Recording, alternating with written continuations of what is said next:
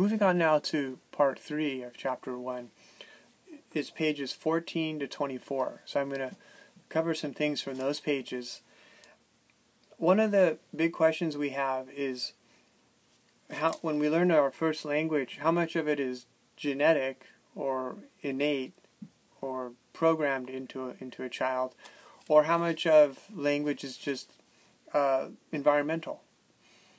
In other words, when our brain, do we have just sort of a general brain that is set up to learn everything, walking, cooking, language, or do we have a specific part of our brain that is designed for language use?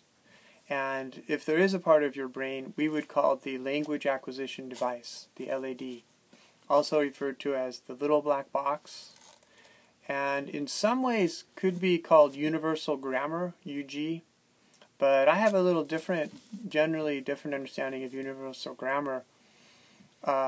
Universal grammar to me is more the idea that all languages around the world, in all groups of people, have a similar way, similar structure. All languages have words and pronunciation and often have nouns and verbs, and that universality of language is kind of an argument for the innate ability that humans have for language. It kind of proves that there's something genetic about human language that seems to be universal, you might say. But the little black box is, the part of your brain, or the LAD is part of your brain. We do know that different parts of the brain have different functions, and there is a part of the brain that's identified with language, because we know that stroke victims and people who have brain damage can sometimes lose language ability, but we're not really exactly sure how it works. And we hesitate to say, that it's kind of pre-programmed. But it seems from evidence that we do seem to have a natural ability to pick up. It's like our brain's ready for language. And so there's 3 theoretical positions on language development. The first one is behaviorist, and the second one is innatist, and the last one is we'll call interactional or developmental.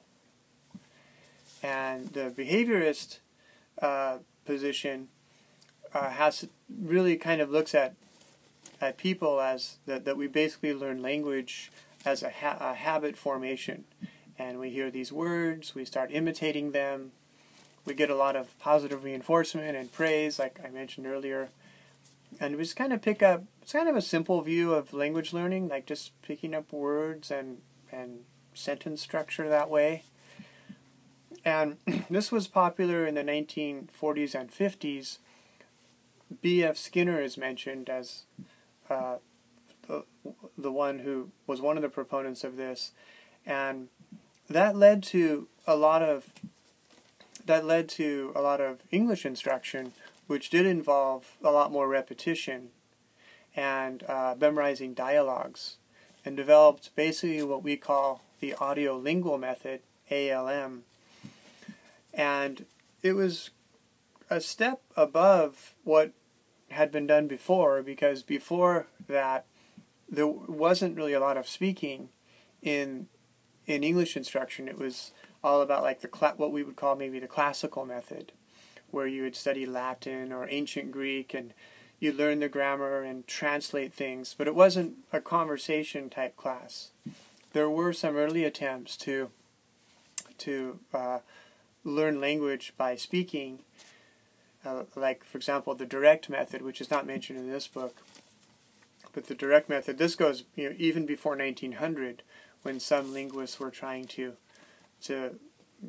learn language by actually speaking it and kind of immersing yourself in a language. But basically it was just a lot of reading and translating and studying grammar in the early part of the 20th century. So the audiolingual method started having all this speaking, which some people think it was because in World War II we were trying to train spies to go to other countries, like the army method, as it's referred to, trying to train spies to really pronounce foreign languages so they could conceal themselves in other countries. But we feel there was a big failure with that language method, because in the audiolingual method, there wasn't like free speaking, free communicating. It was a very controlled environment. There was not a lot of freedom to make mistakes, like trial and error. It was mostly just controlled, this very almost artificial language, and a lot of repeat after me, which is more physical than mechanical, but not as cognitive, or it's not really like thinking and understanding based or working in groups. It's kind of a very scientific approach to language learning, but we feel it wasn't highly successful. Although we still do a lot of repeating in the classroom. We still work with dialogues where, you got two people practicing a dialogue. We still do some things, but we've added a lot to that. And also, even children, like if a child says, I eat, yesterday I eated, the child's never heard anyone say eat it. So why did they say eat it? It's because, as we said before, they're overgeneralizing this past tense rule, but that means that the child's kind of thinking more than you might believe, and not just parroting like a parrot everything that they hear. And also, children don't repeat everything. Children sometimes repeat things that we say, especially if we ask them to, but children are not like repeating and practicing. If you go back to like first language acquisition, children are very selective into what they repeat. And mainly they're just trying to kind of generate their own sentences. So the second school of thought, the innatist school of thought, was led by Noam Chomsky. This is 1959, and he says, language is way too complex to learn just by repeating things and practicing them. And Noam Chomsky really saw the human mind as having this almost mysterious ability to just absorb language and create all this structure over time. So he definitely believed in biological programming, language acquisition device, and he said it's almost like learning to walk. We learn to walk not by being instructed as to put your foot out here this far and put your other foot out this far, but it just kind of happens when you're in the position of being able to walk. And or some people compare it to like a bird's, like an instinct, like an animal instinct, like a bird that can make a nest even though they haven't really been taught how to make that nest. And so it becomes like an instinct. And, mainly based on the idea that, like we said before, a 3-year-old using language in that complex way. That also explains some of the difficulty we have when we learn a second language. If we approach it as, I will study the grammar, I will learn all the words, I will work hard, I'm a good student, I can learn a foreign language, and a good student can be very frustrated by language learning because it seems like too complex to learn like other things. Sometimes you'll even have a student who's not real strong in the sciences or language classes, but they're really good at foreign languages. And so it shows that learning a foreign language is different than the normal sort of content course where you need all this memory and things. It's much more of a skill that you can learn. And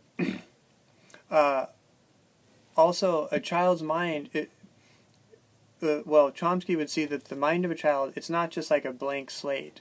And that's called, in other books, tabula rasa. That means blank slate. And he would say that the human mind, it's not just a blank slate, but it has a specific language learning aspect. Also, another interesting aspect is that when children, the input they have from parents, siblings, it's not perfect input. Sometimes people will start a sentence, they won't finish it. Some people use, bad structure, and it's messy. The input, it's not organized. It's sometimes children are hearing totally advanced language all around them. They're not hearing like simplified language all the time. So it would be even more amazing that a child could learn language from that type of input. And then you throw in television shows, and it gets very, very messy. But children are still seem to be able to learn that. And children make a lot of errors along the way, which is a good argument for allowing students to make errors naturally and work on fluency in that way. The success rate of children learning language is very high. So that's another kind of amazing statistic is, 99 point something % of students, of kids learn their first language. But second language learning has a much lower success rate for a lot of different reasons. So the critical period hypothesis, CPH, that's the idea that children learn language easily when they're children, but then once they hit the teen years or become like young adults, there seems to be kind of a hardness and a difficulty in learning a foreign language. And so we kind of know that from experience, that the younger a child moves to another country and starts learning the language, the more successful they tend to be. But not just children in general, but like a 3-year-old can only learn language up to a certain point. A 4-year-old can learn a certain amount of language with it. Like a 4-year-old cannot really speak like a 7-year-old because they just haven't developed to that point, even if they really try and work really hard. We see this with pronunciation, especially when adults, like for an adult, they never really have perfect pronunciation when they learn a foreign language unless they started working on it before they were like 11 or 12. They can do fine in second language. They can function very well. We call it like the Arnold Schwarzenegger effect. They can become a mayor or governor or whatever, governor of California, with a strong accent and still be successful and function, but the pronunciation is always going to be sort of non-native. There's a couple of examples of kids to support the critical period hypothesis. There are 2 kids who were not exposed to language until they were young adults for different reasons, Victor and Jeannie. So Victor was a child in France in 1799, the wild child. They found him. They found him like in the woods, and he hadn't been exposed to language.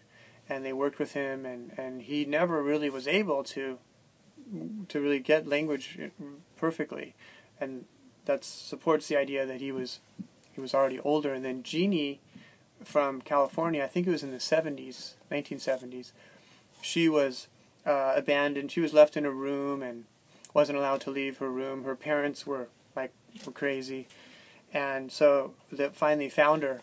When she was finally found her. She was 12 or 13 years old, and they, saved her and helped her. But again, her language ability was never able to develop in a natural way. And they've even done that with sign language. Like the younger a child learns ASL, American Sign Language, a deaf child, the younger they start learning that, then kind of the more efficient they are at it. And so because some children don't really learn sign language until they're 4 or 5 or 6 or even later, and so they feel that's research again. The younger the better. So that's the end of part 3.